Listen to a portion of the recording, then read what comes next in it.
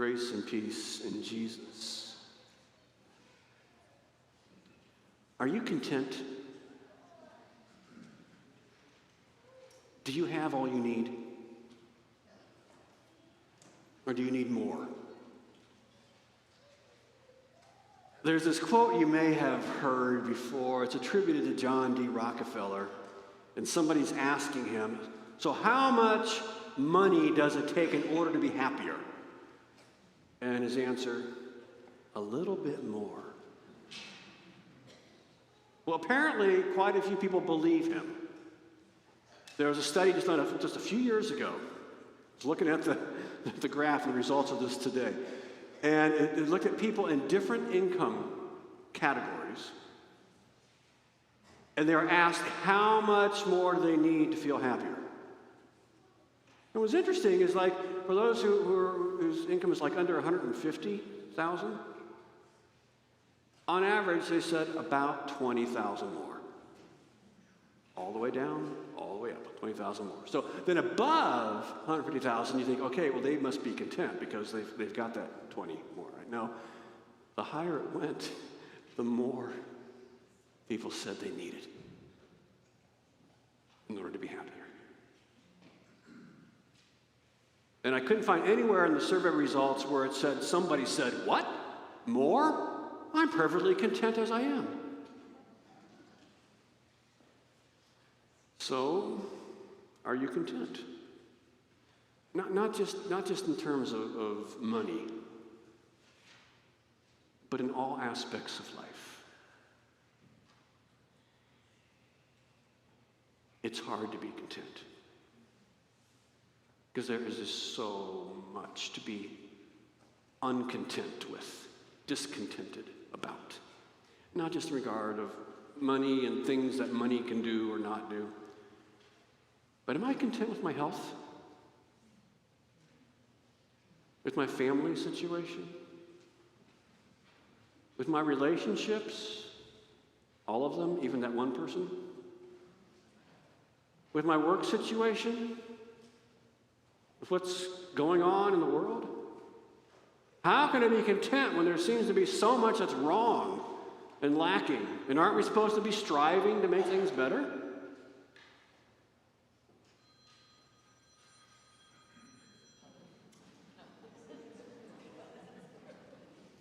There is someone, though, draw you back in, there is someone, though, who did say, I am content. I have all I need. I lack nothing. I am not in want. His name was David. And when he wanted to express his contentment, its source and its depth, he used a metaphor from his own background. A sheep with its shepherd. A shepherd who leads, provides, guides, refreshes, protects, and more. And so he saw himself as a sheep under the benevolent care of a good shepherd. Psalm 23, verse 1. The Lord is my shepherd. I lack nothing. But it's not just his own personal background that he was drawing on. You know, there are a lot of shepherds in the Bible. Abel, Abraham, Lot, Isaac, Jacob, Rachel, Moses, Amos, and more. And you know, in fact, in the Bible, kings are often referred to as being the shepherds of their people. And then, of course, as we know from every December 24th, there's those shepherds outside of Bethlehem abiding with their flocks, keeping watch over their flocks by night. And the Bible also portrays God as the shepherd of his people. Yes, in this psalm, that's what 23rd Psalm is all about, but in many other places. And in the coming weeks of this series, we're going to be hearing from a lot of the readings. A lot of our readings will be from, that I've chosen, are from those passages that refer to God as shepherd. And the point is this that David is making. When God is my shepherd, I can be content. When I look to the Lord as my shepherd, I am not in want. I have all I need.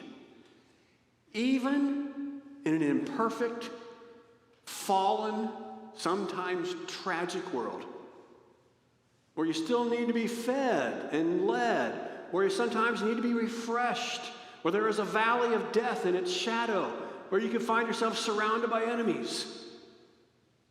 We're going to hear about all that. And we can still say, I lack nothing. Do you believe that? Well, why does David believe that? It's simply this. The contentment we long for doesn't come from what we have and having more of it. The stuff, the experiences, even health and long life.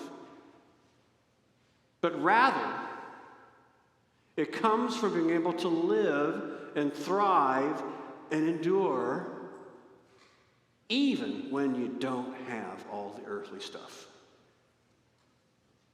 Even when going through hard times. Or, as we will hear in upcoming weeks, even when you're in the valley of the shadow of death and surrounded by enemies. You know, someone who really gets this in the Bible besides David is Paul, St. Paul. There's a really familiar verse, Philippians 4:13. I can do all this through him who gives me strength. Now, maybe you might be more familiar with it in this older NIV translation. I can do all things through Christ who strengthens me. Now, I got to say about this verse, though, it is often taken out of context and then applied to all kinds of circumstances as a kind of just a generic positive encouragement. I can get an A on this test through Christ who strengthens me. I can win this game. I can climb Half Dome through Christ who strengthens me. That is not what Paul is talking about. God as a helper to supercharge my own efforts toward earthly success. To bless my will and my plans. No, that's not what he's talking about. What he's actually talking about here is so much better. It all has to do with being content. Back up and take a look at the context of that well-known verse. Back up to Philippians 4:10. Paul says this, I rejoiced greatly in the Lord that at last you renewed your concern for me. Indeed, you were concerned, but you had no opportunity to show it. And what he's referring to here, the Philippians had in the past provided for him, helped him in his ministry, funded it. But for some reason, he doesn't elaborate. A time came when they couldn't do that anymore. And so now he's saying, hey, I'm rejoiced that you're able to help me now, provide for his ministry, provide for his needs. Okay, great. But then what did he say in verse 11, the next verse? He says this, I'm not saying this because I am in need, for I have learned to be content, whatever the circumstances. Hear that? He's saying, I'm really glad you're helping out with my ministry and helping out with what I need, but it's not because I really need it. Why? Because I've learned to be content in all circumstances. Notice there, you can learn to be content. You can learn to be content in all circumstances. And then he elaborates in verse 12. I know what it is to be in need, and I know what it is to have plenty. I have learned the secret of being content in any and every situation, whether well-fed or hungry, whether living in plenty or in want. You hear what Paul's saying? His contentment does not depend on what he has or doesn't have. It doesn't depend on the circumstances of his life at all. What is this secret of his contentment? Verse 13, I can do all this through him who gives me strength.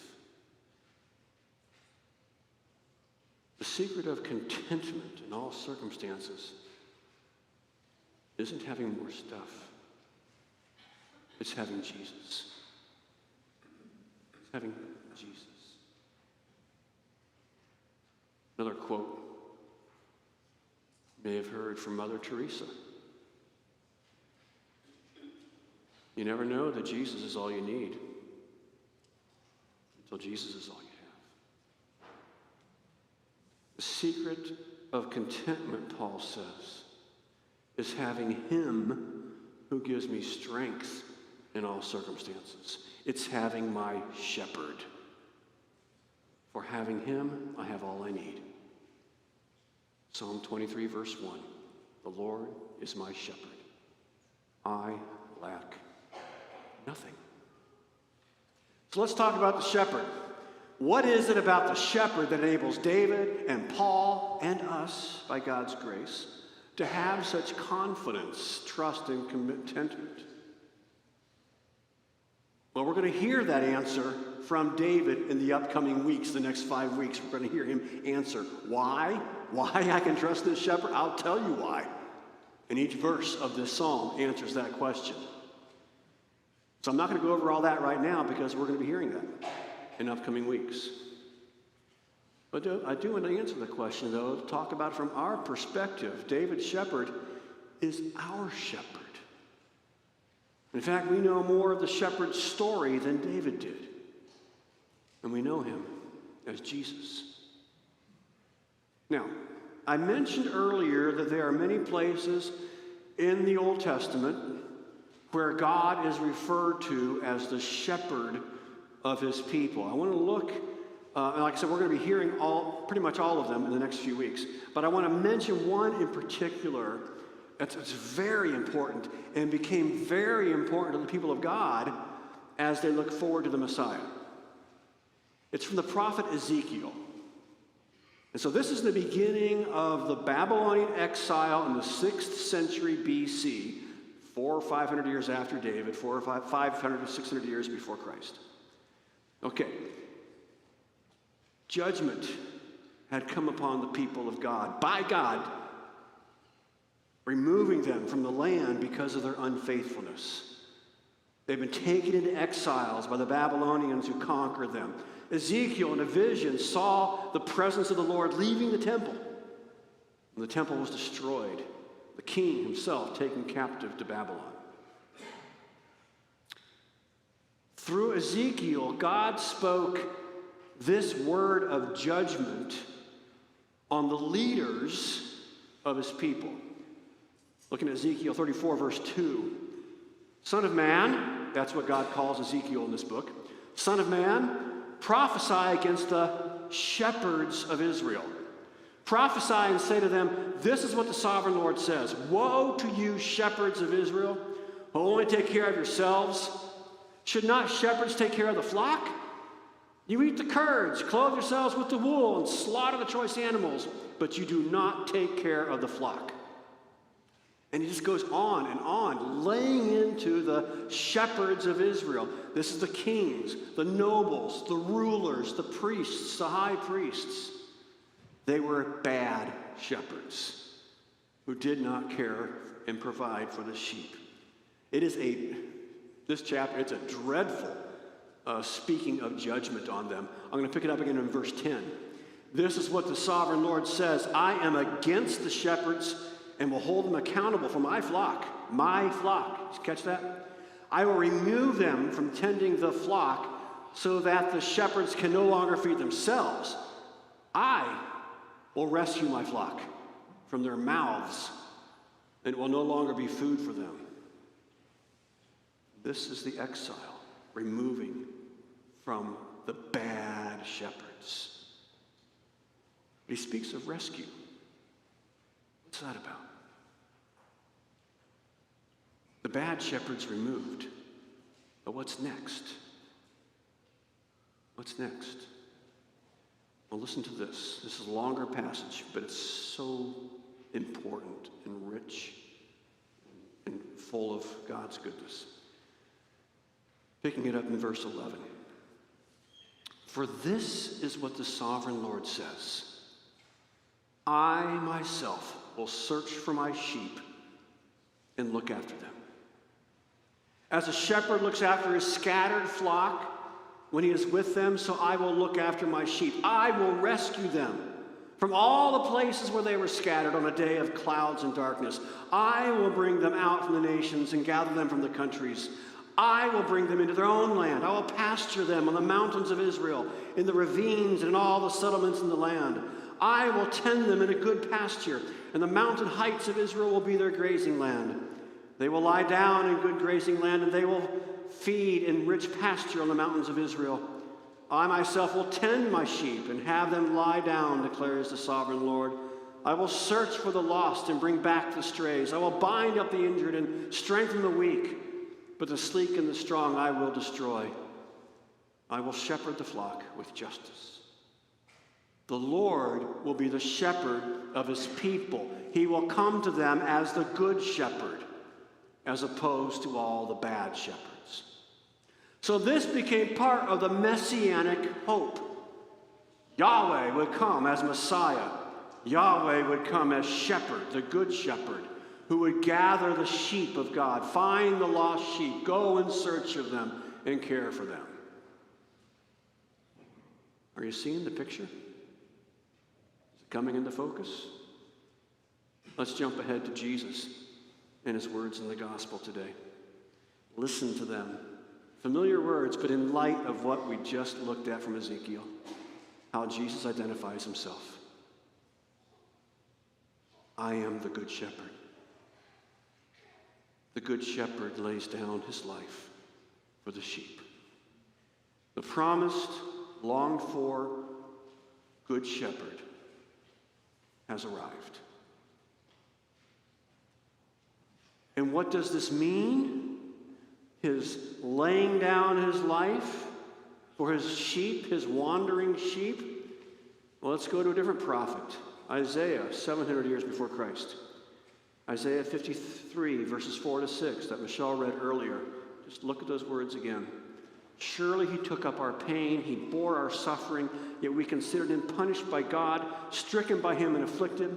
But he was pierced for our transgressions, he was crushed for our iniquities. The punishment that brought us peace was on him, and by his wounds we are healed. Here we are now. We all, like sheep, have gone astray.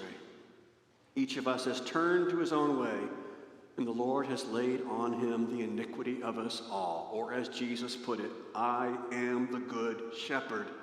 The good shepherd lays down his life for his sheep. And this is what he did in his suffering and death for us, and on the cross for our salvation. We can trust this shepherd because he loves us and laid down his life for us. Let's go back to that beginning. The Lord is my shepherd, I lack nothing. I am content in him, because my shepherd who laid down his life for me provides for me what I need most: himself, his love, his strength, his presence, his promises, his life, his mercy. And no matter what else comes into our lives, no matter the loss or the hardship, no matter what difficulty or pain, my shepherd holds me, provides for me, and so much more. which we'll be hearing about in the coming weeks. It's beautiful. It's comforting. And ultimately, it's glorious. The Lord is my shepherd. I lack